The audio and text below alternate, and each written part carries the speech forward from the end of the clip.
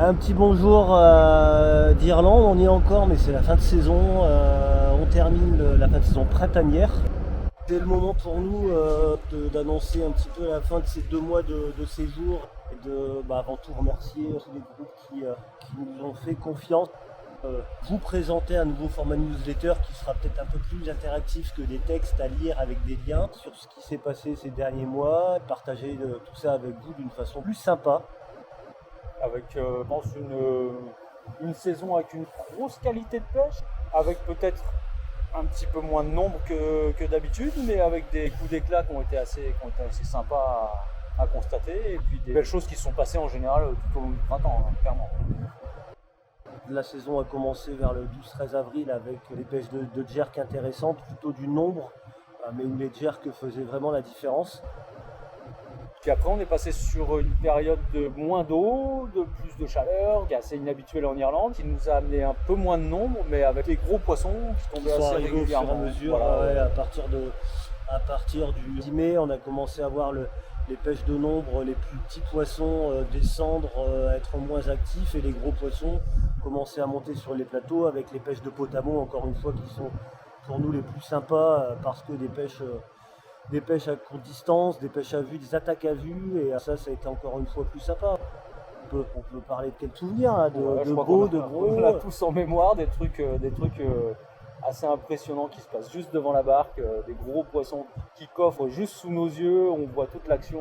Celui de Mich là, celui de Mich 111 était quand même pas mal, attaque au bateau, avec un leurre à petit poisson pour le coup normalement, mais là une attaque à 2 mètres du bateau, un combat parfaitement géré, puis un 111 qui lui permet d'éclater son record de 10 cm après une bonne dizaine de séjours. La journée avec Cyril et le lendemain avec Yves, où il y a eu effectivement une espèce de chasse qui s'est passée, quelque chose qu'on voit assez rarement, et Cyril qui lance exactement à l'endroit et qui fait un 114, et puis qui en fin de journée fait sa truite énorme là, il nous fait une truite avec un petit leurre là, une truite de 71 qui devait faire 4-5 kilos, un super poisson, un vieux poisson de Lerne, un vieux briscard de Lerne. Et puis le lendemain avec Yves qui sur une tâche de potamo dès le début de la pêche nous ouvre le bal avec un 118.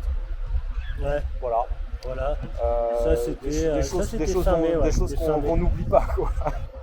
Il y a eu quelques gros poissons, mais le nombre, c'était vraiment le thème de ces jours-là. Et quand je repense aux éclats de joie qu'on a entendus sur les bateaux, parce que c'était un groupe qu'on guidait à 2 bateaux, ça parle. C'est quand même quelque chose qu'il ne faut pas oublier, qu'un poisson de 80, 85, il peut faire hyper plaisir, surtout quand on les enchaîne, surtout quand on est sur un territoire de cette qualité-là et qu'on sait qu'il y en a plein d'autres et qu'on va pouvoir faire toute la journée loin d'être terminé. Enfin, moi, ça m'a fait vibrer. Ils étaient super contents de tout ça. Tu sentais qu'on avait un groupe avec une belle cohésion. Donc voilà, dans l'ensemble, une saison. Et c'est ça la différence entre le début de saison. On a des fois trop tendance à parler des gros poissons, alors que les petits sont tout aussi intéressants, excusez, quand ils sont en nombre. Mais c'est sûr qu'on a ces poissons-là en tête, et c'est un peu pour chaque pêcheur un but. Maintenant, on parle un peu moins de taille. Est-ce qu'un poisson de 102 tout fin est plus intéressant parce qu'il passe la barre du mètre, qu'un 97 bien gras qui enverra un combat très puissant et très qualitatif, chandelle et tout ce qui s'en suit. Je pense que tu as complètement raison. On a eu des coups d'éclat comme ça, ou sur des journées très difficiles, notamment je me rappelle d'un 99.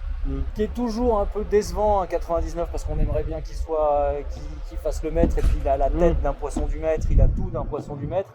Sauf que celui-là, il avait plus parce qu'il était plus lourd que certains métrés. Il était franchement c'était un poisson obèse, quoi, clairement. Et il rentre pas dans les stats des métrés, mais je pense qu'il faut aussi valoriser énormément ces poissons-là. Ouais, il faut pas oublier, là on parle de quelques exemples, mais tous ceux qui nous ont accompagnés, tous ceux qui ont fait qu'on a pu guider pendant 2 mois dans un cadre sur place qui est top, mais surtout dans un cadre relationnel et de sympathie, de détente qui est plus qu'extraordinaire pour nous.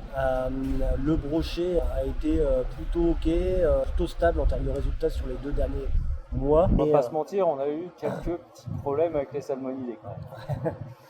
Ouais, les salmonidés, alors certes, où on a plus de pêcheurs en fin de saison de salmonidés, on ne pousse plus les pêches de salmonidés en début de saison. Là, cette année, oui, il y a eu des niveaux, il n'y a pas eu d'eau. Les quelques pêcheurs de truites qu'on avait au printemps ont galéré un peu et ont ripé aussi sur le brochet, se sont transférés leur journée de pêche sur du brochet. Et l'avantage d'un produit mixte, c'est qu'on arrive à passer d'une espèce à une autre. On a eu Mathieu, Jean-Luc et Patrice qui étaient venus effectivement pour la truite à la mouche et qui se sont rendus compte après qu'on les ait avertis et après avoir fait 2 journées à la truite qui étaient effectivement sur des niveaux d'eau qui étaient très bas et qui ont su un peu sortir de leur zone de confort et puis s'intéresser au brochet. Et ils ont su prendre le plaisir où il était, quoi, en fait. Parce qu'à la truite, il n'y était pas et qu'on a un produit truite qui est certain.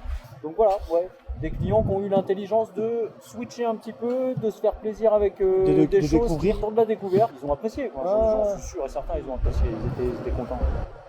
Avant tout, on tient vraiment à remercier tous les clients, tous les pêcheurs, tous les non-pêcheurs, mais découvrir de nouvelles personnes, rencontrer de nouvelles personnes, échanger, les échanges d'expériences, c'est toujours ce qui pour nous est très important aussi. C'est presque la base de notre métier, véritable. Et avant tout, revoir les pêcheurs, revoir des gens qui viennent des amis. Et là où notre métier passion prend encore plus de sens. Donc merci à tous. Merci pour la pêche, pour tous ces bons moments de rigolade, pour toutes ces déceptions aussi. Il y en a quelques-unes, mais pour tout ça, merci et merci à vous tous. Et c'est pour ça qu'on fait ce métier et c'est pour ça qu'on continuera à le faire. Et j'espère qu'on vous retrouve rapidement. Et pour ceux qui viendront nous le voir en automne, soyez prêts parce que nous on est chaud. Et pour ceux qui ne veulent pas venir en avion, quand il fait beau, voilà le ferry. On a quitté Dublin il y a 3 heures.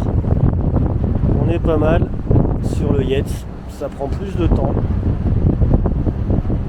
C'est une vingtaine d'heures, mais on vient avec le véhicule. On vit le voyage différemment. Parfois c'est un petit peu plus costaud en termes de météo, en termes de vagues. Mais c'est pas mal.